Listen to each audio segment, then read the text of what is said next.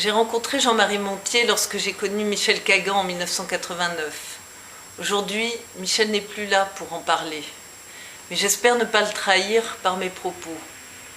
Jean-Marie a été le photographe des premiers bâtiments de Michel, la cité technique et administrative de la ville de Paris dans le 13e et la cité d'artistes dans le 15e.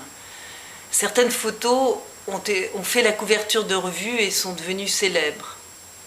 Il a photographié également toutes les réalisations de notre agence, depuis les édifices publics jusqu'aux moindres appartements et aux maisons privées.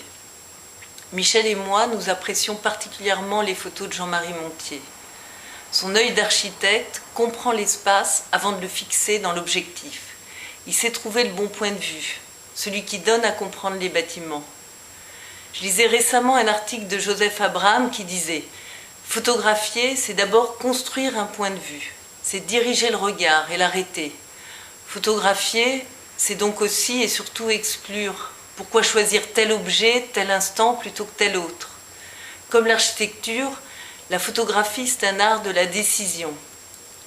Jean-Marie Montier n'est pas un photographe qui cherche les effets spéciaux. Il cherche plutôt à montrer les édifices dans leur vérité.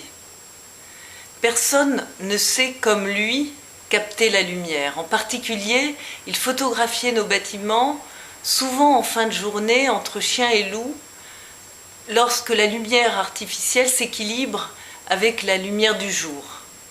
C'est ce qu'il appelait ses nuits américaines. Jean-Marie Montier n'a pas seulement photographié nos bâtiments, il a également fait nos portraits à des moments importants de notre vie. Lorsqu'il photographie, Jean-Marie ne parle pas, il se passe de nos explications. Nous sommes sur la même longueur d'onde.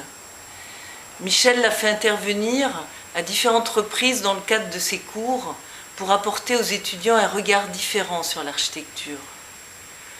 Lorsque j'ai terminé la maison à Montrouge fin 2009 et qu'il n'a pas pu venir pour la photographier, je me suis sentie un peu perdue, sans la sûreté de son regard pour fixer les images de cette maison.